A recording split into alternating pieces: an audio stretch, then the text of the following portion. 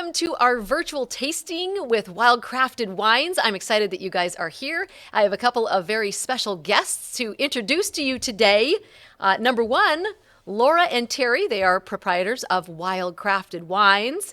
They've lived in Napa Valley for 30 years. They've established great relationships as they search California and Oregon wine regions for exceptional, hidden, and dedicated producers.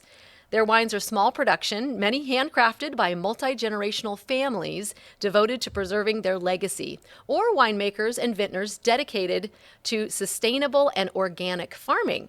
The winemakers and chefs that they work with are artisans producing new wines or famous winemakers working on independent projects. Laura is a member of the prestigious Circle of Wine Writers based in London. So we are going to welcome Terry and Laura. Hello. They've got their wine ready. Okay, welcome everyone. We have a special guest, our featured winemaker, Jacqueline Yoakum. She began her winemaking career in New York. She came to California to study at UC Davis and received her master's in viticulture and enology. She has worked for iconic Sonoma and Napa labels Stag's Leap Wine Cellars, Joseph Phelps, Schramsberg, and Literai to hone her craft. She is the consulting winemaker for Copland, Gregarious, and Magnus, as well as her own label, Jacqueline Yoakum. Wild Crafted Wines is very pleased to carry her meticulously crafted wines. Welcome, Jacqueline. Thank you. Nice introduction. Nice to be here. Nice to see you as well. What kind of wine did you bring for us today? Well, today we're going to be having a taste of a story wine. This wine is a wine that I made with my partner in Los Angeles. And she is, the two of us partnered together on this Pinot from one of my favorite vineyards up in Oregon. For 4 years, I made a wine called the Rochot Cuvée of Le Cadeau Vineyard. So I developed a relationship with the grower there, and his fruit is exceptional. He grows heirloom clones, and the opportunity became available to purchase some of that fruit.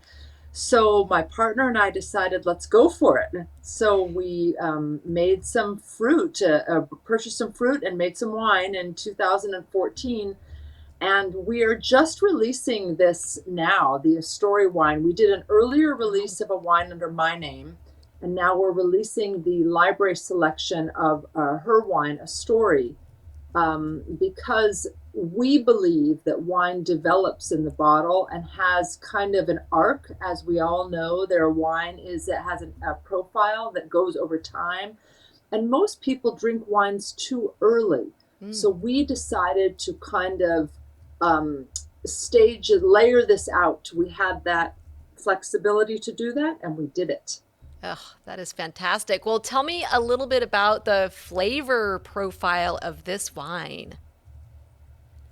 So what we're getting in the glass now as this wine is evolving is still has the characteristic Pinot Noir qualities to it, which means the forest floor, the lavender, the heirloom plum flavors, and those types of fruit flavors. But we also are getting a little bit of kirsch and cherry liqueur and some spice notes that are coming out and are kind of integrating more in depth with the wine as it's aged.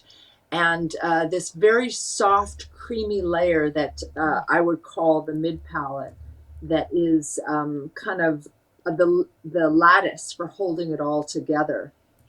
So it's a delicate, soft wine. It's definitely not a wine that is it's not big alcohol and over the top. It's more of a wine that you appreciate for its elegance and its delicateness. And it looks lovely in the glass too. It's Mm, that nice light, thank just like a Pinot, nice and light and beautiful.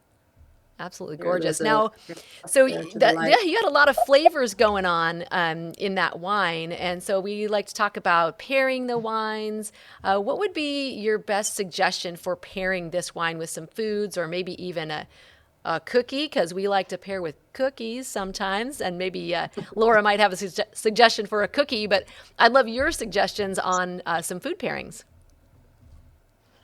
I think with this type of wine, this is the type of wine that I would serve early in the progress of a meal. So this might be what you're having prior to the meal as you're serving it with your cheese and crackers that Mm, you might be serving guests, or with olives, or something where there isn't actually a whole lot of food interference with the wine, because mm. this isn't the type of wine that is you know weighty and heavy, and it Okay. doesn't go with spice or depth of flavors. It's more with clean foods, like just grilling a steak, or Yes. grilling or roasting vegetables, things that have more clean flavors, a clean tasting wine. It's about purity, Mm. is what I would call this wine. So the simpler, the better. I love it. The purity. We're just going to put a little halo right over the top of that glass. It's very pure. It's perfect. Exactly. That's like the best halo. I love doing that. So, Laura and Terry, anything that you guys want to add? I was just going to mention that we've worked with Jacqueline on several of her projects. Each one for us has been a real success. Our guests, our customers have always enjoyed every one of those wines. There's not one that wasn't a success for us. Nice. And so for me, I continue to look forward to everything that Jacqueline's going to produce in the future, whether it's with the same vineyards, the same brands, or something new, because she seems to always come up with something new, which we love. So anyway, I just wanted to thank Jacqueline and tell her that we're really looking forward to continuing this relationship. Cheers to Yeah. that. Awesome. Yeah, well, make sure you get this wine. Only 84 cases. Oh my goodness, you better buy some right now. So we've done quite a few pairings with cookies from Cookie Take a Bite. So this particular wine, I think there's a couple of cookies that she makes, which is the chai shortbread, which I think would go really well with this. And you're like, yeah, that sounds good, Definitely. shortbread. And then also she has a chocolate cherry cookie that is absolutely beautiful with a Pinot Noir. So I think maybe it might pull out some of those fruit flavors that might be great to go with that. So you kind of are getting the compliment on the wine, compliment on the cookie. So yeah, so not everybody likes to pair their wine with something sweet, but the Cookie Take a Bite cookies, I think she does a good job of not making them overly sweet, and they really are a compliment for that wine. So Well said. I think that's so true, that she does not make them overly sweet, which does make them actually a good complement to the wine itself. So absolutely. that's a great idea. I like that idea a lot. Yeah, I mean it's fun, and we've talked about it before. Terry has said before. I think that the customers who are getting those tasting kits with the wine, with your wines and other wines in them, along with the cookies, it's something a little bit different that they don't get to experience all the time, and it's something you wouldn't necessarily think of to say, I'm going to pair my wine with cookies. So I think that's a fun thing. Um, so anything else you want to tell us about your philosophy in winemaking, or anything else that you would like to share with us? Well, I think that Terry and Laura had put it a nail on the head, saying that it's a wild crafted wine. So that's one thing that's one of their specialties, and that's one thing that I consider myself an expert in. So this was a native fermentation, which means that the yeasts and that came in from the vineyard are what fermented this wine. So they were, and of course, that creates a more complex, rich mouthfeel when you have a native fermentation. So that's something that is not offered in many wines, and it gives a really unique flavor, and it's a wonderful thing to be able to have a wine that's made in with native yeasts. So is that fairly common or uncommon in winemaking in general? The native yeast, using that as a technique. I would say these days it's more uncommon. It would be more artisanal. Mm, So, for instance, I learned that craft from Literai. So, almost all Literai wines do make wine that way. So, that my mentor in winemaking taught me that.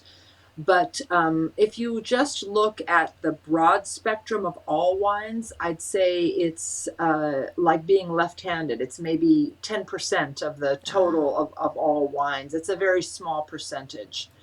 But this certainly isn't the only wine that's done in that way. But it right. seems to be getting rarer and rarer as we move more towards the corporatization of wines. And so these artisanal projects like Christine's, like mine, they become this handcrafted Mm. aspect of winemaking is something that's becoming more rare.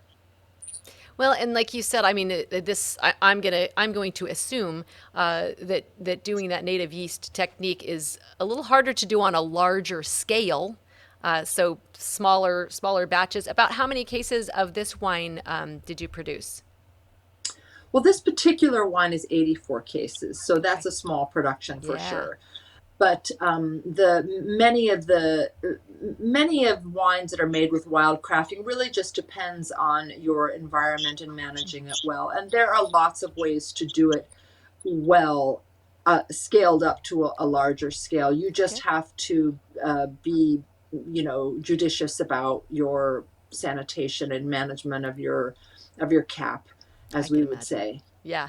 You have to be very vigilant in your processes and everything that you're Right. doing. So, and That's right. I mean, I love that. I'm so glad that you explained that because it really is like, this wine, like you said, it's wild crafted. It's so perfect. What a perfect pair for Laura and Terry in their wine shop, and having you here to talk about this wine.